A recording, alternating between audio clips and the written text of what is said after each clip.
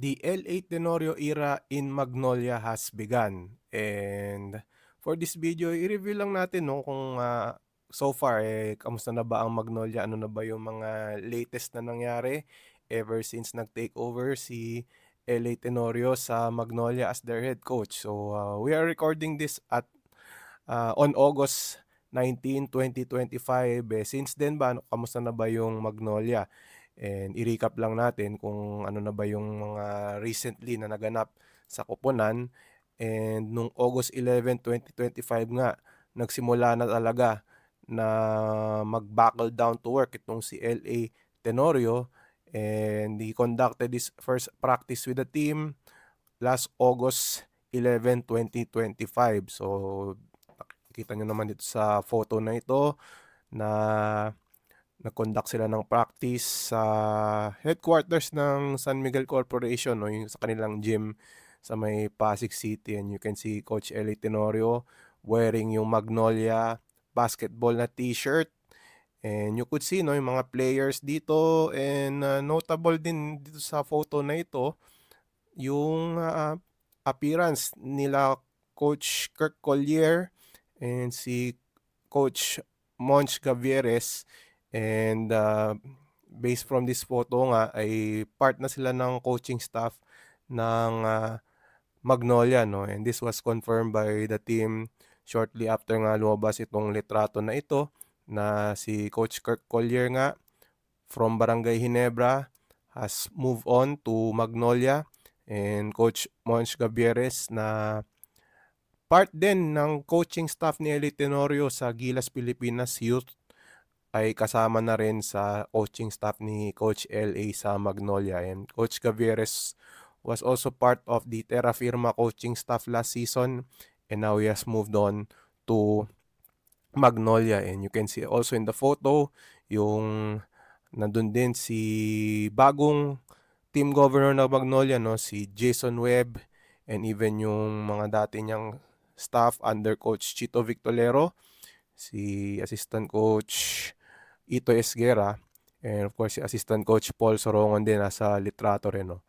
So yun, based from this photo nga ay a mix of bagong members ng coaching staff and even yung mga dating assistant coaches ay nasa Magnolia pa rin. Although meron ding report na si assistant coach Johnny Abarrientos ay wala na rin sa Magnolia, lilipat na rin siya sa Barangay Ginebra where he will be joining yung kanyang pamangkin, no? Pamangkin na si RJ Abarrientos, no? And then nagkaroon din ng mga signings after the first practice ng Magnolia. At ito nga, no, ito yung listahan with Peter Alfaro signing for 3 years. And then Russell Escoto, 2-year contract. And then si Joseph Eriobu, a 1-year contract. And then nakuha rin ng Magnolia itong si Paulo Taha na previously naglaro sa Northport. He is now an unrestricted free agent and he was able to sign up with Magnolia for 2 years. So bagong muka sa Magnolia itong si Paulo Taha, no? And then meron ding player na wala na rin sa Magnolia, no?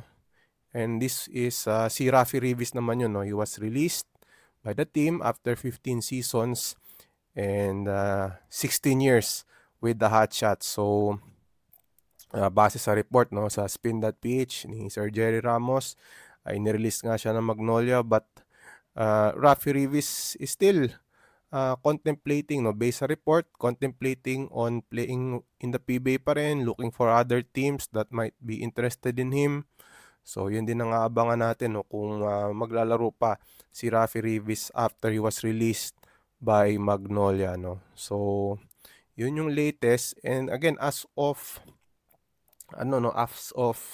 this recording, August 19, 2025, ay inihintay rin natin yung signing ni Xavier Lucero kasi we heard na yun nga, free agent siya and he still has yet to sign with the ball club, but based from the report as well sa spin.ph by columnist Homer Sison ay nagkakausap naman si Xavier Lucero at si Coach L.A. Tenorio. So that's good news for the Magnolia fans, no, na nag-uusap itong si Xavier Lucero and si Coach L.A.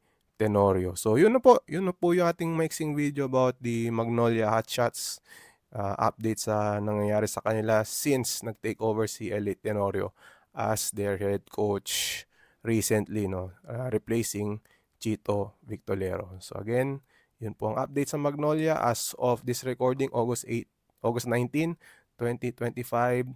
Thank you for watching our video and consider subscribing to our YouTube channel.